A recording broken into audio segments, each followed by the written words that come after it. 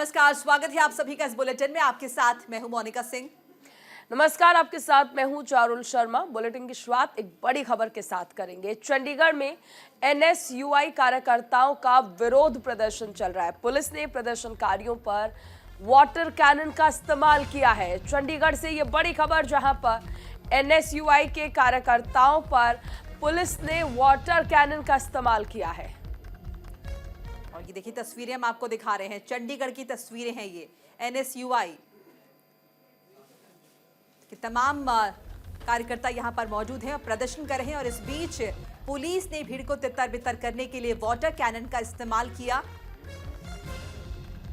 Barricades पर चढ़ने की कोशिशें करते कार्यकर्ता अपनी मांगों को लेकर अडिग, लेकिन पुलिस के आगे प्रदर्शनकारियों की चल नहीं पा रही है और इसीलिए लगातार आगे बढ़ना चाह रहे हैं, लेकिन पुलिस ने सभी को रोकने के लिए वाटर कैनन का इस्तेमाल किया।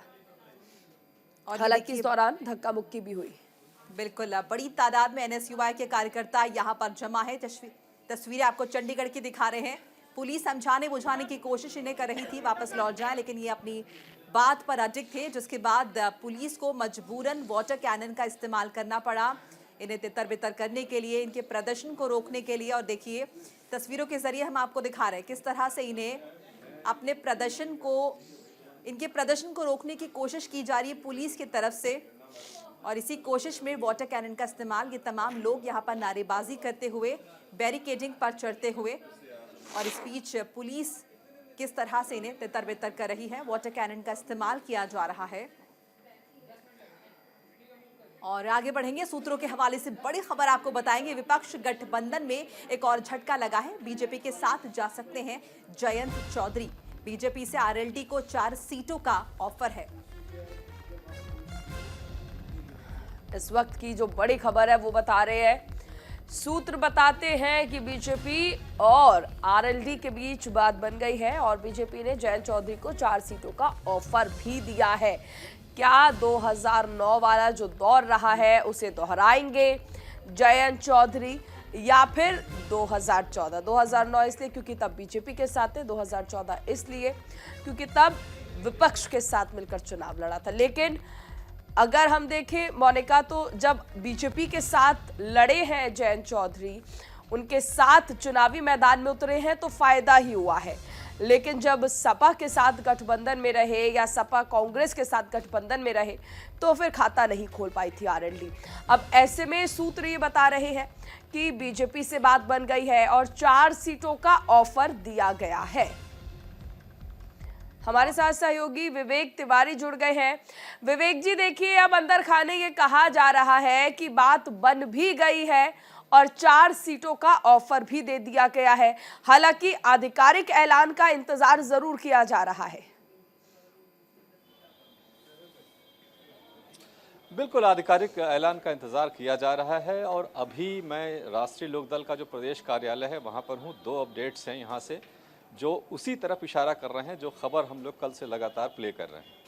पहली चीज़ यह है कि 12 फरवरी को स्वर्गीय चौधरी अजीत सिंह जी का उनकी जयंती है और इस मौके पर छपरौली में एक बड़ा प्रोग्राम आरएलडी ने फिक्स किया था, लेकिन अभी उसको पोस्टपोन कर दिया गया है। पहली चीज़। दूसरी चीज़ जो जानकारी हमारे पास है कि ऊपर से इंस्ट्रक्शन यहाँ पर यह दिया गया है कि कोई भी जो सीनियर लीडर्स हैं या प्रवक्ता हैं वो इस मसले पर कुछ भी नहीं कहेंगे। उनको चुप रहने के लिए, शांत रहने के लिए कहा गया है। ये दोनों ही बातें इस तरफ इशारा कर रही हैं कि बात कुछ ना कुछ बन गई है और अब जब उसका ऐलान होगा तब होगा।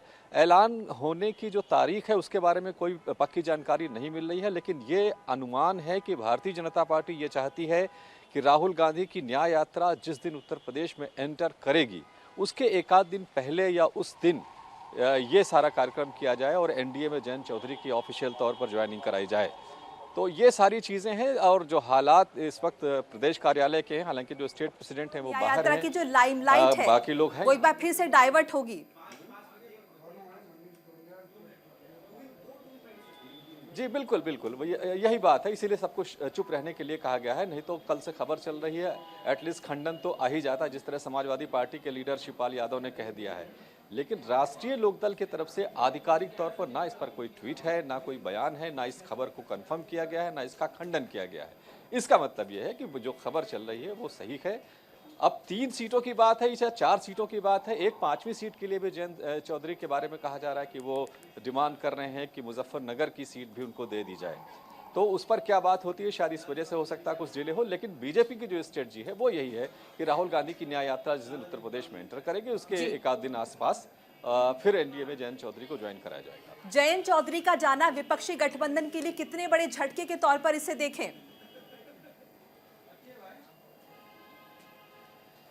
देखिए, झटका तो समाजवादी पार्टी के लिए बहुत बड़ा होगा, इसमें कोई दो राय नहीं है कि समाजवादी पार्टी ने 2022 का इलेक्शन जयंत चौधरी के साथ मिलकर के लड़ा और उसमें उनको भी फायदा हुआ, जयंत की भी सीटें कुछ बढ़ गई थी, दोनों को फायदा हुआ कहीं ना कहीं। लेकिन अब अगर वो अलग होते हैं, एनडीए में जाते हैं, तो अखिलेश यादव को जबरदस्त नुकसान होगा, खासतौर से पश्चिमी उत्तर प्रदेश में, और बीजेपी के लिए बहुत ज्यादा फायदेमंद होगा, क्योंकि जो पश्चिमी उत्तर प्रदेश में वो सीटें हैं जहां पर आरएलडी का प्रभाव है, वो उसमें मुस्लिम वोटर्स बहुत ज्यादा हैं। तो बीजेपी के लिए थोड़ा आसान हो जाएगा कि मुस्लिम बहुल सीटों पर अगर वो आरएलडी के प्रत्याशी उतारती है और आरएलडी को सपोर्ट करती है, तो वो सीटें जो उसके खाते में थोड़ी मुश्किल दिख रही हैं वो आसान हो जाएंगी। तो बीजेपी के लिए फायदा है, जयंत चौधरी को भी इसका फायदा होगा, क्योंकि जिस तरह का माहौल रामलला के प्रतिष्ठा के बाद से उत्तर प्रदेश में बना हुआ है, उसका फायदा जरूर मिलेगा बीजेपी को। और यही वजह है, एक बड़ी वजह यह है जयंत चौधरी के एनडीए ज्वाइन करने की, कि रामलला की प्रतिष्ठा के बाद जो माहौल बना है उससे विपक्षियों पर बहुत ज्यादा स्पीच विवेक आपको रोकना चाहेंगे, डिंपल यादव कुछ कह रहे हैं, आइए सुन लेते हैं।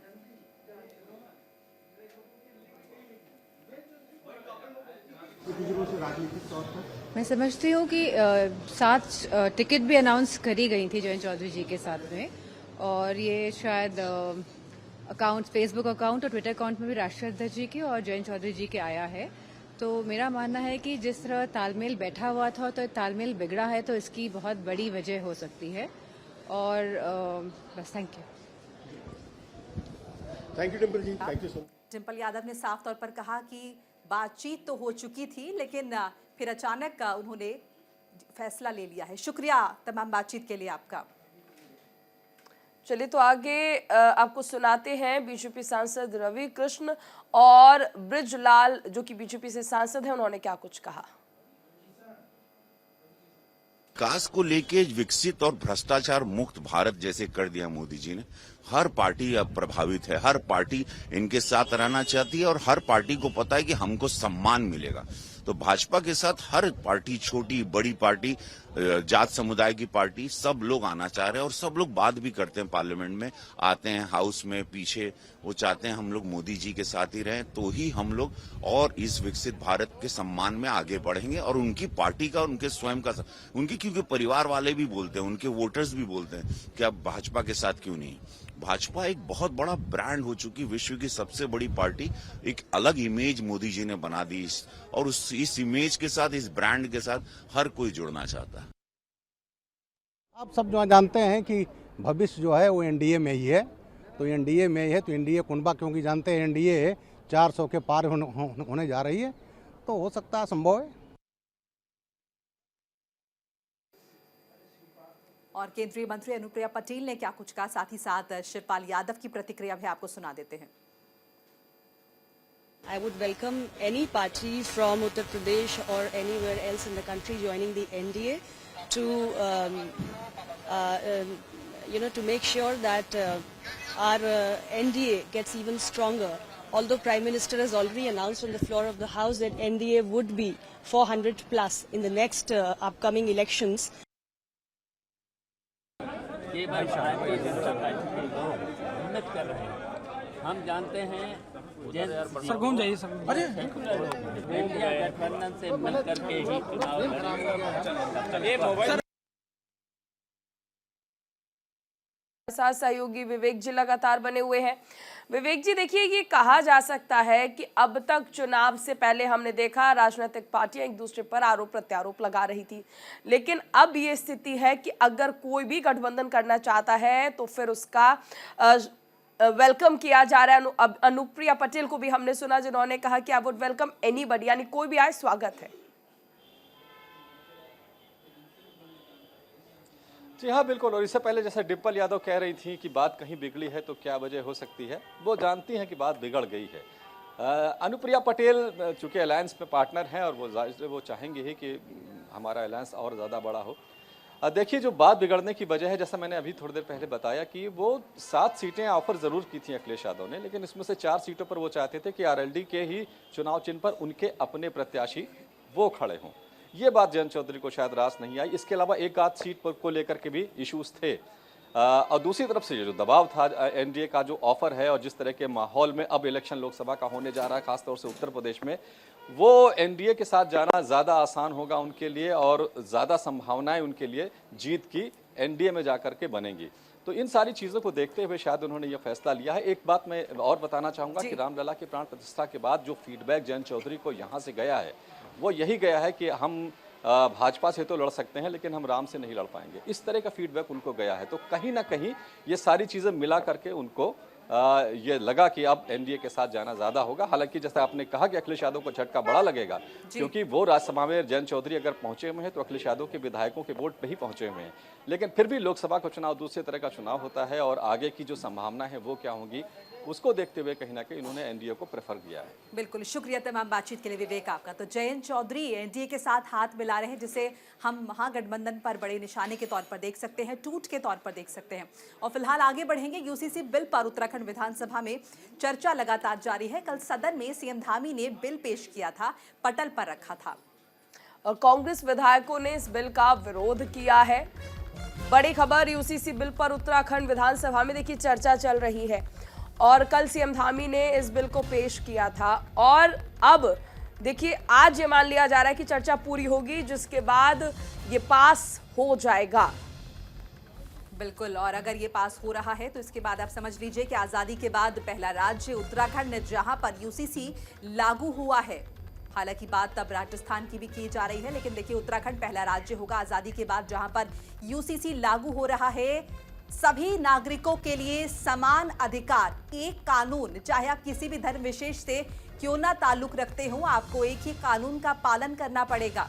शादी, तलाक, बच्चा गोद लेना, जमीन, तमाम ऐसे बिंदु हैं जिन्हें लेकर कानून और ज्यादा कड़े किए गए हैं। कुछ नए कानून बनाए गए हैं, लिव इन रिलेशनशिप को लेकर कानून बनाया गया है और अब उत्तराखंड पहला राज्य जहां पर यूसीसी लागू हो रहा है। चर्चा फिलहाल चल रही है और जिस तरह से आंकड़े बता रहे हैं, उत्तराखंड में इसे लागू करना सरकार के लिए बड़ी चुनौती नहीं है। हालांकि कांग्रेस लगातार विरोध कर रही है।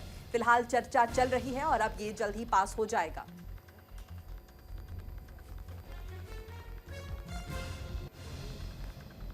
और इसी खबर पर अनुज अवस्थी हमारे साथ जुड़ चुके हैं, हमारे सहयोगी। अनुज, फिलहाल क्या अपडेट है? चर्चा लगातार जारी है यूसीसी पर। जी बिल्कुल, यूसीसी को लेकर के लगातार विधानसभा सत्र में चर्चा लगातार जारी है और मुख्यमंत्री पुष्कर सिंह धामी आज इसको पारित भी कर देंगे। लगभग सभी विधायक और मंत्री मौजूद हैं। विपक्ष से लगातार चर्चा चल रही है। विपक्ष का इस बात को लेकर के कहना है कि अगर यूसीसी आप लेकर के आ रहे हैं तो ये प्रवर्तन समिति को सबसे पहले जाना चाहिए। इसके अलावा अगर बात करें तो भुवन कापड़ी का जो बयान आया, उस बयान के मद्देनजर ये चीज सामने आ रही है। तो उन्होंने कहा कि यूसीसी केवल माहौल बनाने को लेकर के है, इसमें कोई ऐसा अमेंडमेंट या कोई ऐसा कानून नहीं है। लेकिन वहीं सरकार आज इस बिल को पारित कर देगी।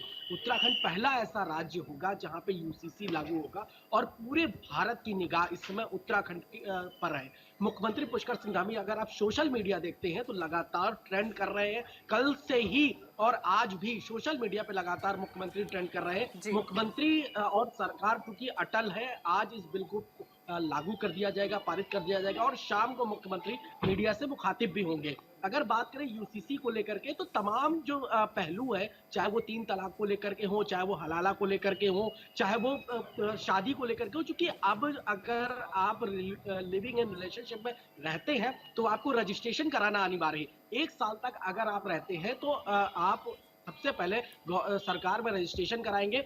अगर आप रजिस्ट्रेशन नहीं कराते हैं तो 6 महीने की सजा का प्रावधान है। इसके अलावा अगर बात करें विवाह को लेकर के, अगर कोई शादी करता है तो उसको गवर्नमेंट रजिस्ट्रेशन कराना बहुत जरूरी है। अगर आप रजिस्ट्रेशन नहीं कराते हैं तो आप सजा के अधिकार पाए जाते हैं। इसके अलावा अगर बात नियम हैं जो लागू किए जा रहे हैं। लेकिन अगर बात करें विरोध के सुर, तो विरोध के सुर लगातार देखने को आपको मिल रहे हैं। एक चीज उत्तराखंड और की जो समझना लोकल चाहेंगे अनुज कि विपक्ष को आखिर ऐतराज किस चीज पर है, क्योंकि ये तो स्पष्ट तौर पर कह दिया गया है कि किसी भी धर्म में कोई हस्तक्षेप नहीं किया जाएगा, धार्मिक मान्यताओं में कोई हस्तक्षेप नहीं है, फिर विपक्ष के ऐतराज के बिंदु क्या? बिल्कुल, विपक्ष इस बात को लेकर के बोल रहा है कि आप 4 दिन पहले 5 सदस्य जस्टिस रंजना देसाई के द्वारा 5 सदस्य कमेटी थी, वो रिपोर्ट मुख्यमंत्री को सौंपती है और तत्काल रूप से सत्र की शुरुआत की जाती है। मुख्यमंत्री तुरंत के तुरंत यूसीसी लागू करना चाहते हैं, तो वहीं विपक्ष इस बात को बोल रहा है कि जब तक आप जनता के सामने या इस अमेंडमेंट को जनता के सामने नहीं रखेंगे, जनता इसको नहीं पढ़ेगी, क्या इसमें है, चूंकि 750 पन्नों की ये रिपोर्ट है और करीब 450 इसमें जो है। बिल्कुल अनुज, तो फिलहाल चर्चा लगातार जारी है विधानसभा में और जल्द ही इसे पास कर लिया जाएगा। कल सदन में सीएम धामी ने पेश किया था बिल और देखिए आज जो है राजस्थान में भी यूसीसी लाने की चर्चा जोरों पर है। राजस्थान के मंत्री कन्हैया लाल चौधरी का बयान सामने आया है। उन्होंने कहा है कि यूसीसी लागू करने वाला दूसरा राज्य बनेगा राजस्थान। इस सत्र में नहीं तो अगले सत्र में लाएंगे यूसीसी, ये कहा जा रहा है। राजस्थान में फिलहाल चर्चाएं जोरों पर हैं। बड़ी खबर बता रहे हैं आपको। देखिए, गुजरात के बारे में भी कहा जा रहा था और राजस्थान के बारे में भी अब ये कहा जा रहा है कि राजस्थान में भी यूसीसी लाने की तैयारियां जो हैं वो हो रही हैं और राजस्थान की ओर से कहा जा रहा है कि इस सत्र में नहीं तो अगले सत्र में ही सही, लेकिन वो भी यूसीसी लेकर आएंगे।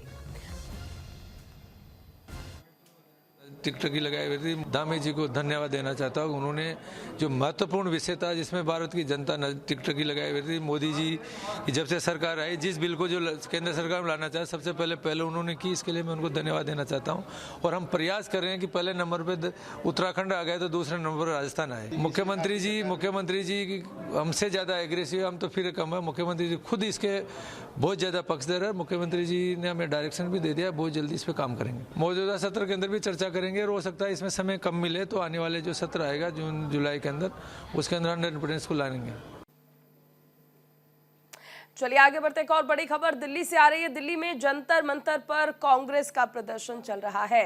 केंद्र सरकार के खिलाफ कांग्रेस का विरोध प्रदर्शन कर्नाटक सरकार के बकाया कर की मांग कर रही है और सीएम सिद्धरामैया और deputy CM DK Shiv Kumar इस प्रदर्शन में मौजूद हैं। देखिए, वही केंद्रीय मंत्री गिरिराज सिंह ने कांग्रेस के प्रदर्शन पर निशाना भी साधा है। तो कांग्रेस की तरफ से लगातार प्रदर्शन किया जा रहा है जंतर मंतर पर। तस्वीरें हम आपको दिखा रहे हैं। यहाँ पर सिद्धरामैया भी मौजूद हैं और डिप्टी सीएम भी यहाँ पर मौजूद हैं और ये लोग केंद्र सरकार पर निशाना साध रहे हैं। केंद्र सरकार से मांग की जा रही है कर्नाटक सरकार के बकाया। दरअसल भेदभाव का आरोप लगाया गया है कर्नाटक सरकार की ओर से और कहा जा रहा है कि वित्तीय अनियमितताएं रही हैं। पूरी तरह से ये कहा जा सकता है कि केंद्र सरकार पर भेदभाव का आरोप लगाया है कर्नाटक सरकार ने और वो चाहते हैं कि भेदभाव जो है वो खत्म किया जाए। और इसके लिए जो कर्नाटक के सीएम हैं सिद्धरामैया, साथ ही deputy CM DK Shiv Kumar, सभी अपने विधायकों और सांसदों को लेकर जंतर मंतर पर पहुंचे हैं और यहां से वो मांग कर रहे हैं केंद्र सरकार से कि जो भी पैसा है उसको रिलीज किया जाए, ये भेदभाव जो किया जा रहा है इसे ना किया जाए। बिल्कुल, केंद्र सरकार की तरफ से राज्यों को राशि वितरित की जाती है और उसी पे आरोप लगाया है सीएम सिद्धरामैया और deputy CM DK Shiv Kumar ने और कहा है कि अनियमितताएं देखी गई हैं, भेदभाव किया गया हमारे साथ और इसी मांग को लेकर तमाम जो पार्टी के लोग हैं यहाँ पर मौजूद है। सीएम सिद्धरामैया मौजूद हैं, deputy CM DK Shiv Kumar मौजूद हैं। दिल्ली के जंतर मंतर पर ये प्रदर्शन कर रहे हैं, नारेबाजी यहाँ पर की जा रही है। केंद्र सरकार के खिलाफ मोर्चा खोला हुआ है कांग्रेस का विरोध प्रदर्शन और उसी प्रदर्शन की कुछ तस्वीरें हम आपको दिखा रहे हैं। देखिए, कांग्रेस के तमाम नेता यहाँ पर मौजूद हैं। ये लोग हाथों में तख्तियां लेकर और इससे पहले नारेबाजी ये लोग कर रहे थे। हमारे साथ कंचन कनौडिया जुड़ गई हैं इस खबर पर ज्यादा जानकारी के साथ। कंचन, देखिए जंतर मंतर पर कर्नाटक सरकार की ओर से ये विरोध प्रदर्शन किया जा रहा है और साफ तौर पर केंद्र सरकार पर यह आरोप लगाया गया है कि भेदभाव कर रही है केंद्र सरकार।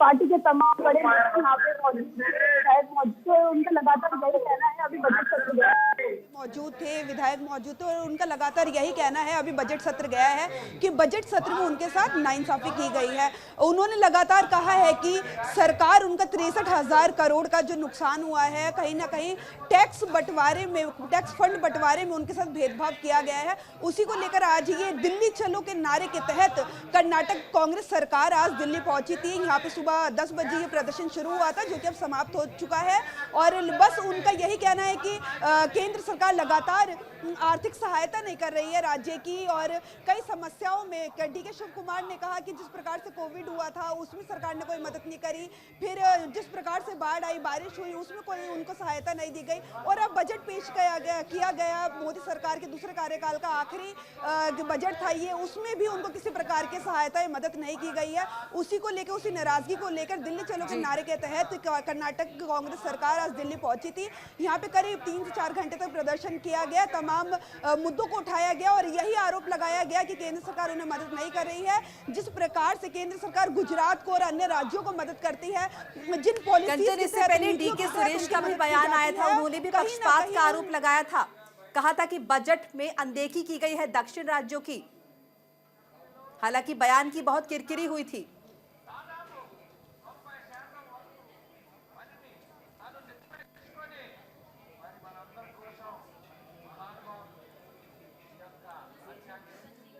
और गिरिराज सिंह ने क्या कुछ कहा वो आपको सुनाते हैं।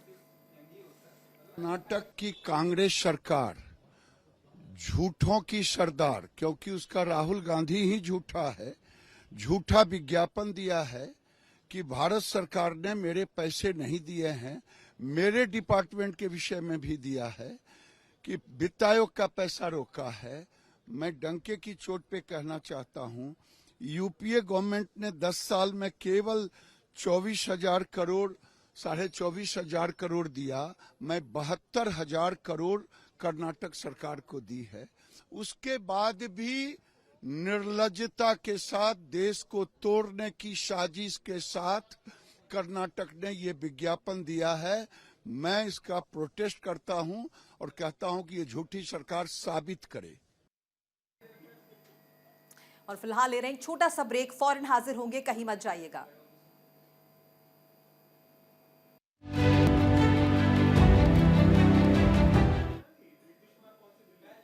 ब्रेक के बाद आपका स्वागत है। संसद में कर्नाटक बीजेपी के सांसदों ने प्रदर्शन किया। गांधी प्रतिमा के सामने सांसदों ने विरोध प्रदर्शन किया। कर्नाटक सरकार के खिलाफ ये प्रदर्शन हुआ। धन के दुरुपयोग पर सांसदों का विरोध प्रदर्शन। तो संसद में गांधी प्रतिमा के सामने भारतीय जनता पार्टी के सांसदों ने कर्नाटक सरकार के खिलाफ प्रदर्शन किया। ये अपना विरोध जता रहे थे और इनका कहना है कि कर्नाटक सरकार धन का दुरुपयोग कर रही है, सरकारी पैसे का बेजा इस्तेमाल किया जा रहा है और इसी का विरोध कर रहे हैं तमाम सांसद। गांधी प्रतिमा के सामने हाथों में इन्होंने अपने तख्तियां ली हुई हैं, जिस पर क्षेत्रीय भाषा में एक संदेश लिखा है, नारे लिखे हुए हैं। नारेबाजी करते हुए तमाम सांसद कर्नाटक सरकार पर आरोप लगा रही है कि वो धन का दुरुपयोग कर रहे हैं, पैसे का बेजा इस्तेमाल किया जा रहा है, आम जनता की गाड़ी कमाई का गलत इस्तेमाल किया जा रहा है। संसद परिसर में गांधी प्रतिमा के सामने ये तमाम सांसद भारतीय जनता पार्टी के जमा हुए, इकट्ठा हुए। कर्नाटक भारतीय जनता पार्टी के सांसद हैं ये, जो कर्नाटक सरकार के विरोध में इकट्ठा हुए हैं और हाथों में तख्तियां, बैनर लेकर प्रदर्शन कर रहे हैं।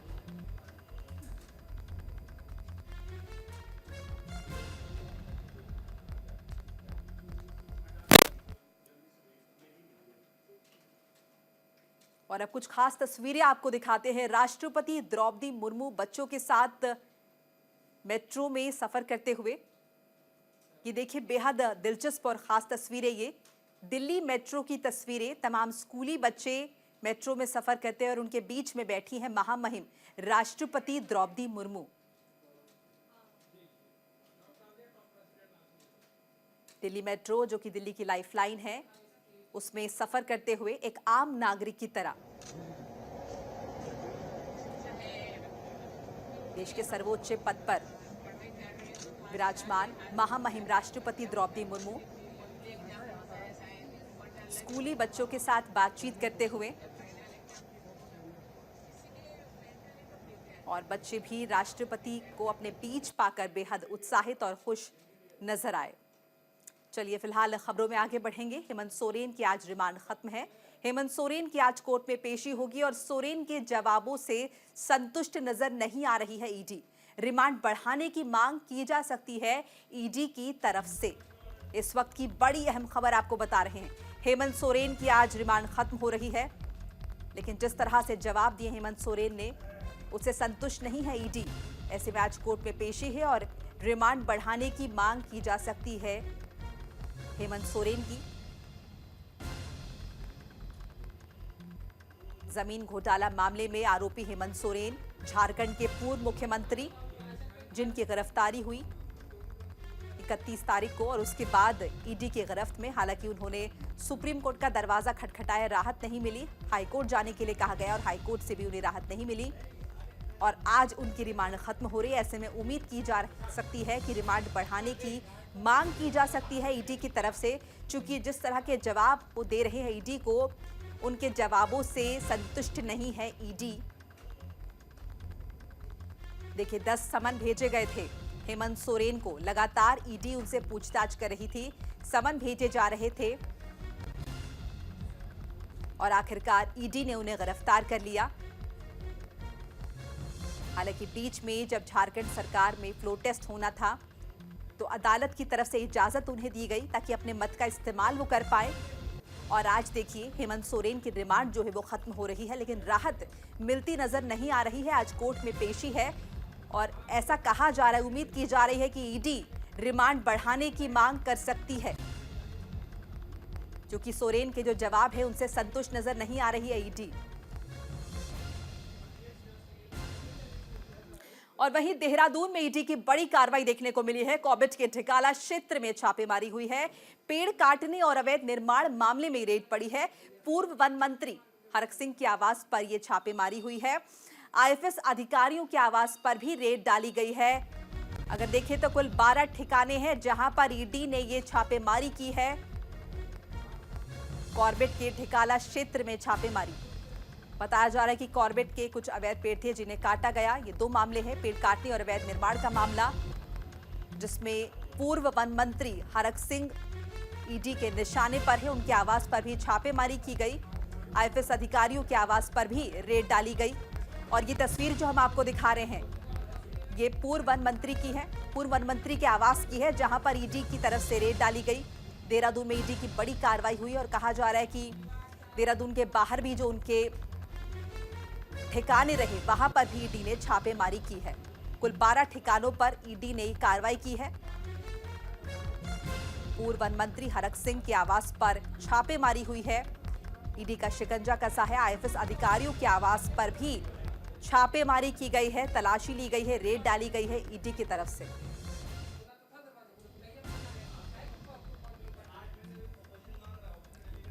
और इसी खबर पर ज्यादा जानकारी देंगे हमारे सहयोगी गौरव, जो कि हमारे साथ जुड़ चुके हैं। गौरव, क्या ताजा अपडेट है आपके पास? जी देखिए, मैं बता दूं कि ये जो सारा मामला है, ये कॉर्बेट रिजॉर्ट जो कॉर्बेट है वहां से जुड़ा हुआ मामला है। वहां पर जो है पिछले साल मैं आपको बता दूं कि विजिलेंस ने भी पूरे मामले पे जांच करी थी। तब तत्कालीन वन मंत्री हरक सिंह रावत जो है उन पर विजिलेंस जांच भी हुई थी बीजेपी छोड़ने के बाद। मैं आपको बता दूं फिलहाल जो ईडी है, इन्होंने 3 जगहों पर जो सूत्र बता रहे हैं कि इन्होंने छापेमारी करी है, जिसमें उत्तराखंड, दिल्ली और चंडीगढ़ के जो ठिकाने हैं हरक सिंह रावत के, वहां पर जो है छापेमारी की जा रही है। तकरीबन 1 दर्जन से ज्यादा ऐसे इलाके हैं जहां पर छापेमारी की जा रही है। ईडी की टीम फिलहाल जो है हरक सिंह रावत के आवास पे इस वक्त भी मौजूद है। और मैं आपको बताना चाहूंगा कि ये जो कार्रवाई है तकरीबन देर रात से ही शुरू हो गई थी। हालांकि जो खबरें हैं वो सुबह आनी पता चली है, लेकिन जो ईडी के जो सूत्र बता रहे हैं कि कल देर रात को ही इन्होंने हरक सिंह रावत के यहाँ कार्रवाई शुरू कर दी थी। जी गौरव, इसके बाद क्या हो सकता है? क्या हरक सिंह रावत को तलब भी किया जा सकता है ईडी की तरफ से पूछताछ के लिए? जी देखिए, फिलहाल ईडी से संपर्क करने की कोशिश की गई थी हमारे द्वारा भी, लेकिन ईडी ने अभी तक इस पर कोई भी औपचारिक बयान नहीं दिया। मैं आपको बता दूं कि फिलहाल जो है जितनी भी छापेमारी की जा रही है वहाँ पे अलग अलग जगहों पे ईडी की जो टीम मौजूद है वो इस सारे मामले से जुड़े हुए जो दस्तावेज हैं उनको इकट्ठा कर रही है, उनको अपने कब्जे में लिए जा रही है। हालांकि ये देखना बाकी होगा कि अभी भी क्या ईडी इनको जो हरक सिंह रावत है इनको अपने पास सम्मन करती है, बुलाती है, या इसके आगे की जो कार्रवाई होती है वो जल्दी इससे आगे पता लग जाएगी। क्या इस बाबत कोई सूचना मिली है कि जो छापेमारी हुई है 12 ठिकानों में, इसमें क्या क्या निकलकर सामने आया है? जी देखिए, फिलहाल तो जितनी भी छापेमारी है उसमें जो दस्तावेज हैं उनको भी जो है ईडी इकट्ठा कर रही है। उसमें ये देखना अभी बाकी होगा कि किस तरीके के दस्तावेज थे। क्या जब जो हरक सिंह रावत वन मंत्री के उस दौरान जो ये डील हुई थी, जो कॉर्बेट सफारी की जो डील थी जिसमें लैंड से जुड़ा हुआ सारा मामला है, उससे जुड़े हुए कितने दस्तावेज ईडी के हाथ लगते हैं ये कुछ ही देर में जो है खुलासा कर दिया जाएगा। जी, आपने जिक्र किया कि देहरादून के अलावा दिल्ली और चंडीगढ़ में भी छापेमारी हुई है, वहां पर कुल कितने ठिकानों पर ये कार्रवाई हुई है? जी देखिए, कुल जो ठिकाने हमें सूत्र बता रहे हैं तकरीबन 1 दर्जन से ज्यादा ऐसे ठिकाने हैं जो तीनों जगहों पे मिलाकर किए जा रहे हैं। हालांकि ये कार्रवाई जो है कल देर रात से ही शुरू कर दी गई थी और ये कार्रवाई अभी भी चल रही है और बताया ये जा रहा है कि कई घंटों तक ये कार्रवाई जो है आगे भी जारी रह सकती है। गौरव, क्या कांग्रेस के नेताओं से भी संपर्क हो पाया? इस बाबत उन्होंने कुछ प्रतिक्रिया अगर दी हो? जी देखिए, कांग्रेस की तरफ से औपचारिक बयान तो अभी नहीं आया, लेकिन जो कांग्रेस के जो नेता हैं उनका साफ तौर पे कहना है कि ये जो ईडी की कार्रवाई है ये राजनीतिक तौर पर जो द्वेष है उसके तहत की जा रही है और ये बार बार कहा जा रहा है कि ईडी का जो इस्तेमाल करके है जो कांग्रेस पे दबाव बनाने की कोशिश की जा रही है। चलिए, शुक्रिया गौरव तमाम जानकारी और बातचीत के लिए आपका। तो इलाहाबाद में बड़ी रेड पड़ी है, कार्रवाई हुई है ईडी की तरफ से। और फिलहाल खबरों में आगे बढ़ेंगे। इलाहाबाद हाई कोर्ट में ज्ञानवापी पर सुनवाई हुई है। कोर्ट में मुस्लिम पक्ष की याचिका पर सुनवाई हुई है। जस्टिस रोहित रंजन अग्रवाल की बेंच में सुनवाई हुई है। हिंदू पक्ष के वकील विष्णु शंकर जैन ने आज अपना पक्ष रखा और मस्जिद कमेटी के वकील ने कल अपना पक्ष रखा था। 12 फरवरी को हाई कोर्ट में फिर से इस मामले में सुनवाई होगी। देखिए, आज जो है कार्रवाई की अगर हम बात करें तो आज हिंदू पक्ष के वकील ने अपना पक्ष रखा है, अपनी दलीलें पेश की हैं। इलाहाबाद हाई कोर्ट में ज्ञानवापी पर सुनवाई हुई है और देखिए, ज्ञानवापी में जिस तरह से व्यास जी तहखाने में पूजा पाठ शुरू हो रही है, ऐसे में मुस्लिम समाज को इस पर ऐतराज है और इसी बात को लेकर जिला अदालत के फैसले को चुनौती देते हुए हाई कोर्ट पहुंचे थे। कोर्ट में मुस्लिम पक्ष की याचिका पर सुनवाई हुई। जस्टिस रोहित रंजन अग्रवाल की बेंच है जिसने ये सुनवाई ली है। हिंदू पक्ष के वकील विष्णु शंकर जैन ने आज अपना पक्ष रखा था और इससे पहले मुस्लिम समाज ने भी अपना पक्ष रखा था।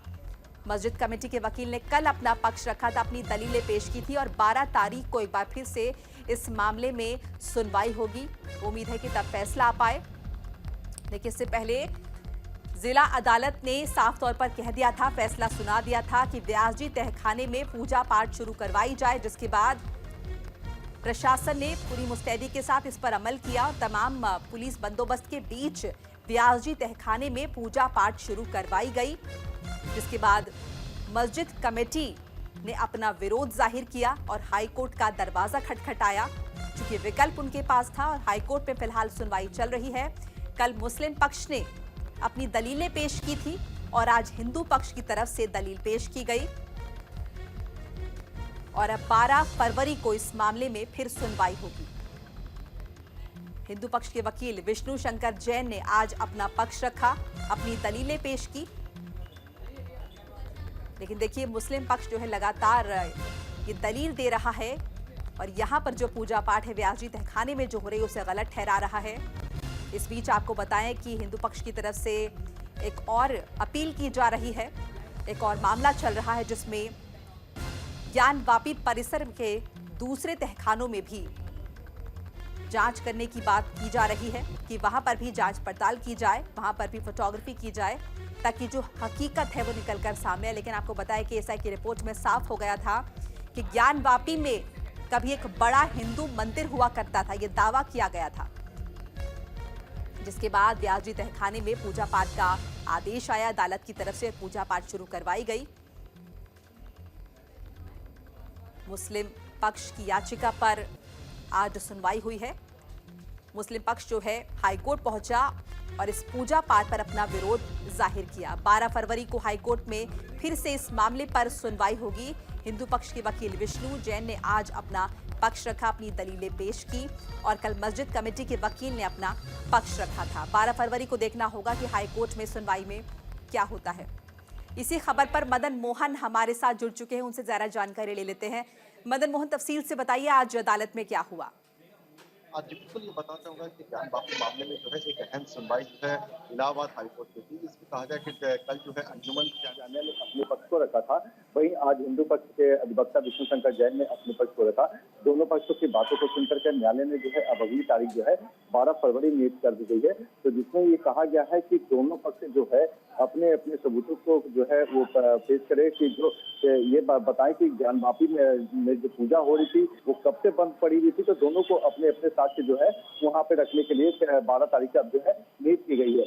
तो इससे बता दूं कि लगातार जो है इस मामले को लेकर के जो है ज्ञानवापी का जो मामला चल रहा है, 31 फरवरी को जो है जिला जज की अदालत ने जो है व्यास जी के तहखाने में पूजा अर्चना की इजाजत दी थी, तो वहीं अंजुमन इंतजामिया का ये कहना था कि वहाँ पर कोई भी पूजा पाठ नहीं हो रही थी, जिसको लेकर के अंजुमन इंतजामिया जो है इलाहाबाद हाईकोर्ट पहुंचा था। पहले तो सुप्रीम कोर्ट पहुंचा, सुप्रीम कोर्ट से जो है वो इलाहाबाद हाईकोर्ट से आया है। सुप्रीम कोर्ट ने कहा कि आप इलाहाबाद हाईकोर्ट जाइए। उसके बाद इलाहाबाद हाईकोर्ट में ये कहा गया कि आप जो है पूजा अर्चना से पहले जो है 17 जनवरी को जब जिला अधिकारी को जो कस्टोडियन होने के लिए जो कहा गया था, तो पहले आपको उसमें जो है आपको आपत्ति करनी पड़ेगी उसको। तो इसको लेकर के कल जो है उन्होंने संशोधन करते हुए अपनी अपील में संशोधन करते हुए जो है वहाँ पे फिर से दरखास्त डाली थी और न्यायालय ने दोनों पक्ष को बात सुना है और अब जो है ये 12 फरवरी को जो है वहाँ पे फिर से एक बार सुनवाई होगी। जी, यानी कि 12 फरवरी को सुनवाई होगी, अभी फैसला फिलहाल नहीं आ रहा है। बिल्कुल कहा जाए अभी सुनवाई होनी है, दोनों पक्षों की बातों को न्यायालय ने सुना है। अब साक्ष्य जो है दोनों को रखने के लिए कहा गया कि दोनों अपने अपने जो है साक्ष्य वहाँ पे करें कि कब से वहाँ पे पूजा पाठ बंद थी या किसके कस्टडी में उसमें था। तो अब दोनों पक्ष जो है साक्ष्य को न्यायालय के समक्ष जो है प्रस्तुत करेंगे। उसके बाद न्यायालय तब इस निर्णय पर आएगा कि क्या वहाँ पे जो अभी पूजा अर्चना की जो इजाजत दी गई है, क्या वहाँ पे रेगुलर में पूजा होगी या अंजुमन इंतजामिया के उसमें जो है वो जाएगा। जो उन्होंने कहा है कि पूजा अर्चना जो है वहाँ पे जो है बंद कराई जाए। जी, और मदन मोहन फिलहाल की स्थिति बताइए, फिलहाल पूजा पाठ वहाँ पर लगातार जारी है? हाँ जी, मैं बिल्कुल ये बताना चाहूंगा कि 31 जनवरी को जब जिला जज ने जब आदेश दिया था, उसी दिन जो है जिला मजिस्ट्रेट के निगरानी में जो है वहाँ पे जो है सफाई करवाई गई। जो बाहर से लोहे की बैरिकेडिंग थी उसको जो है हटवा करके वहाँ पे विधिवत 5 पंडितों के द्वारा जो है वहाँ पर पूजा अर्चना की गई और 5 टाइम की पूजा जो है अभी फिलहाल हो रही है। तो क्या कह सकते हैं कि 31 वर्षों के बाद जो है वहाँ पे पूजा अर्चना बिल्कुल, शुक्रिया तमाम जानकारी बातचीत के लिए। 12 फरवरी का इंतजार करना होगा जब तमाम साक्ष्य एक बार फिर से अदालत के समक्ष पेश किए जाएंगे। खबरों में आगे बढ़ेंगे। सीएम केजरीवाल के खिलाफ याचिका पर आज फैसला आना है। ईडी की याचिका पर शाम 4 बजे फैसला आएगा। राउज एवेन्यू कोर्ट याचिका पर फैसला सुनाया जाएगा। देखिए, अरविंद केजरीवाल ईडी के सामने पेश नहीं हुए थे, जिसके बाद ईडी ने कोर्ट का दरवाजा खटखटाया और आज ईडी की अपील पर, ईडी की याचिका पर राउज एवेन्यू कोर्ट जो है फैसला सुनाएगा। शाम 4 बजे का वक्त मुकर्रर किया गया है जब अरविंद केजरीवाल के खिलाफ याचिका पर फैसला होना है। ईडी की तरफ से लगातार समन भेजे जा रहे थे अरविंद केजरीवाल को, लेकिन वो पेश नहीं हो रहे थे। अरविंद केजरीवाल का कहना था कि ये जो कार्रवाई है ईडी की, ये देशपूर्ण है और केंद्र सरकार के दबाव की वजह से, ताकि लोकसभा चुनाव का प्रचार हम ना कर पाए, इसीलिए ये कार्रवाई जो है की जा रही है। भावना सिसोदिया हमारे साथ जुड़ चुकी है, उनसे बातचीत कर लेते हैं। भावना, फिलहाल क्या अपडेट है आपके पास? जी, मैं आपको बता दूं कि मुख्यमंत्री अरविंद केजरीवाल को बार बार सम्मन भेजने के बावजूद भी जब उन्होंने वो सम्मन के लिए ईडी और दफ्तर नहीं पहुंचे, तो इसको लेकर ईडी ने मुख्यमंत्री अरविंद केजरीवाल के खिलाफ रोज एवेन्यू कोर्ट में याचिका दाखिल की थी और जिसमें आज कोर्ट ने सुनवाई करने का फैसला लिया था। वहीं आज जब कोर्ट में सुनवाई हुई तो ईडी के वकीलों की तरफ से पूछा भी गया तो क्या उनकी तरफ से कोई दलील रखी जानी है, तो ईडी के वकीलों ने कहा कि उनकी तरफ से कोई भी कोई दलील नहीं रखी जानी है, वो अपनी दलील पूरी रख चुके हैं। और साथ ही साथ उन्होंने कहा कि अगर कोई भी दलील रखनी होगी तो AGS SV राजू जो हैं वो वीडियो कॉल के ज़रिए जुड़ जाएंगे। और उन्होंने यही कहा कि वो अपनी तरफ से पूरी दलील रख चुके हैं और इसी को लेकर रोज़ एवेन्यू कोर्ट ने जो है फैसला सुरक्षित रख दिया है, निर्णय सुरक्षित रख दिया है। और आज शाम 4 बजे जो है रोज़ एवेन्यू कोर्ट जो है अपना फैसला सुनाने वाली है। अब देखना यही होगा जिस तरीके से ईडी लगातार आम आदमी पार्टी के राष्ट्रीय संयोजक अरविंद केजरीवाल को 5 सम्मन भेज चुके हैं और मुख्यमंत्री अरविंद केजरीवाल उन सम्मनों को लेकर ईडी के समक्ष पेश नहीं हुए, तो अब रोज़ एवेन्यू कोर्ट क्या फैसला सुनाती है? बिल्कुल भावना, बिल्कुल सवाल यही बनता है कि अरविंद केजरीवाल जो कि अभी तक ईडी के समक्ष पेश नहीं हुए हैं, अब अगर कोर्ट हस्तक्षेप कर रहा है तो अरविंद केजरीवाल को ईडी के सामने पेश होना होगा।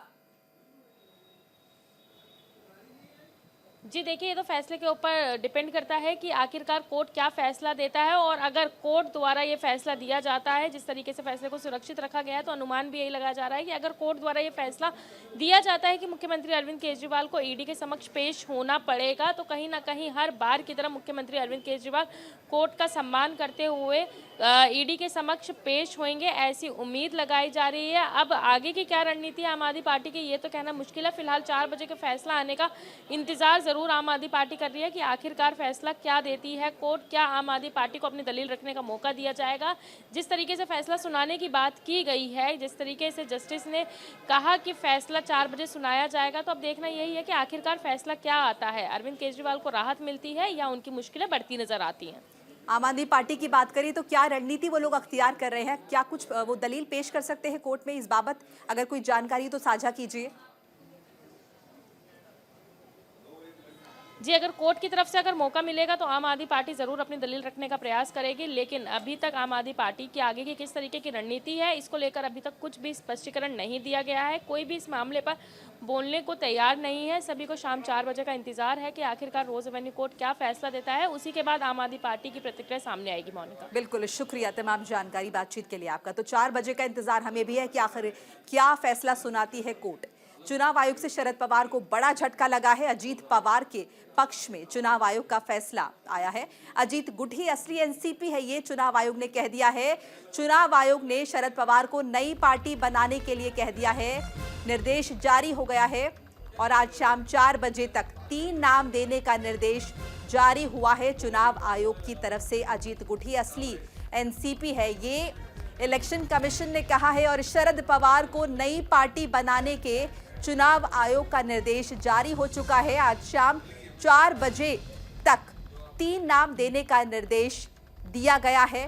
देखिए, इस तरह की भी खबरें आ रही हैं कि शरद पवार अदालत का दरवाजा खटखटा सकते हैं चुनाव आयोग के खिलाफ, क्योंकि उनका कहना है कि लंबे समय से पार्टी से जुड़े रहे, पार्टी की शुरुआत उन्होंने की, नींव उन्होंने रखी। ऐसे में अगर उनसे पार्टी का नाम ले लिया जाता है तो ये उनके लिए कहीं ना कहीं परेशानी की बात है। आगे बढ़ते हैं। शिलांग सीमा शुल्क विभाग ने जब्त की ब्राउन शुगर। इम्फाल से एक शख्स से जब्त की गई है ब्राउन शुगर। करीब 1.732 किलोग्राम ब्राउन शुगर जब्त की गई है, बरामद की गई है और 8.66 करोड़ रुपए इसकी कीमत बताई जा रही है। और ये बरामदगी इम्फाल से की गई है। 1 किलो से ज्यादा ये ब्राउन शुगर बरामद हुई है, जिसकी कीमत 8.5 करोड़ से भी ज्यादा बताई जा रही है। शिलांग सीमा शुल्क विभाग ने इस ब्राउन शुगर को जब्त किया है। एक शख्स के पास से ये ब्राउन शुगर बरामद की गई है, जिसका वजन 1.25 किलो के आसपास बताया जा रहा है और कीमत की अगर बात करें तो 8.5 करोड़ से ज्यादा इसकी कीमत है।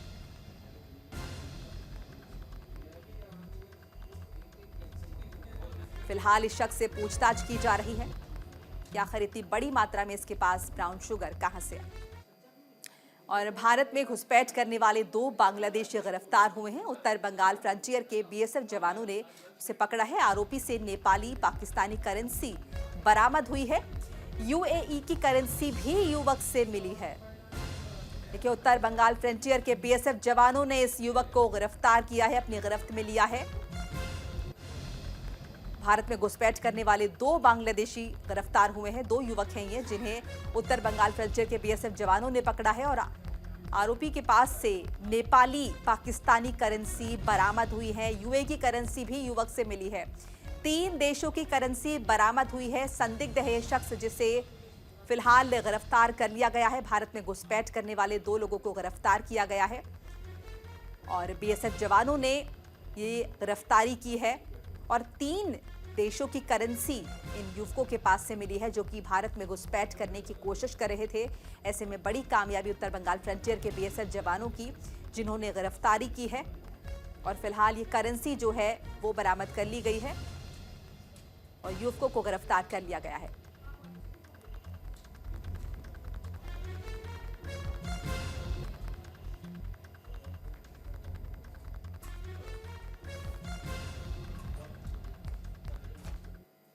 और यूएनएचसी के उच्चायुक्त से मिले अरिंदम बागची। जेनेवा में वोल्कर तुर्क से की मुलाकात। यूएन में भारतीय राजनयिक है अरिंदम बागची। देखिए, भारत के संयुक्त राष्ट्रदूत अरिंदम बागची ने जेनेवा में संयुक्त राष्ट्र मानवाधिकार उच्चायुक्त वोल्कर तुर्क से मुलाकात की है और कई महत्वपूर्ण मुद्दों पर चर्चा की गई है। बता दें कि अरिंदम बागची को 16 अक्टूबर को जेनेवा में संयुक्त राष्ट्र और अन्य अंतर्राष्ट्रीय संगठनों में भारत का स्थायी प्रतिनिधि नियुक्त किया गया था, जिसके बाद से वो लगातार भारत का पक्ष रख रहे हैं अंतर्राष्ट्रीय पटल पर। जेनेवा में वोल्कर तुर्क से मुलाकात है और यूएन में भारतीय राजनयिक है अरिंदम बागची और काफ़ी अहम ये मुलाकात बताई जा रही है। लंबे समय से ये भारत का पक्ष रख रहे हैं अंतर्राष्ट्रीय पटल पर और ये मुलाकात भी काफ़ी अहम बताई जा रही है। देखिए, यूएन में भारतीय राजनयिक है अरिंदम बागची। यूएनएचसी के उच्चायुक्त से मिले हैं अरिंदम बागची और काफ़ी अहम ये मुलाकात बताई जा रही है। आपको बताएं कि अरिंदम बागची को 16 अक्टूबर को जेनेवा में संयुक्त राष्ट्र और अंतर्राष्ट्रीय संगठनों में भारत का स्थायी प्रतिनिधि नियुक्त किया गया था, जिसके बाद से वो लगातार भारत का पक्ष रख रहे हैं, भारत की बात अंतर्राष्ट्रीय पटल तक पहुंचा रहे हैं।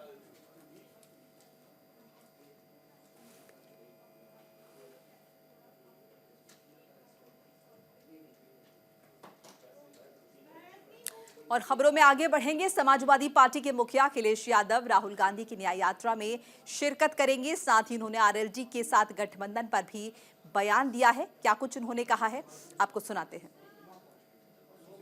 मैंने पत्र लिख करके जवाब दिया है, धन्यवाद भी दिया है और रायबरेली में, क्योंकि लखनऊ के सबसे करीब रायबरेली है, तो वहाँ पर यात्रा में शामिल रहूँगा। जयंत चौधरी जी बहुत सुलझे हुए इंसान हैं, बहुत पढ़े लिखे हैं, राजनीति को वो समझते हैं। मुझे उम्मीद है कि किसानों की लड़ाई और उत्तर प्रदेश की खुशहाली की तरफ जो संघर्ष चल रहा है, उस लड़ाई को वो कमजोर नहीं होने देंगे। तो जयंत चौधरी से तमाम उम्मीदें, अखिलेश यादव को बयान आपने सुना। और इसी के साथ ही इस बुलेटिन में फिलहाल इतना ही। खबरें लगातार जारी हैं न्यूज़ इंडिया पर। नमस्कार।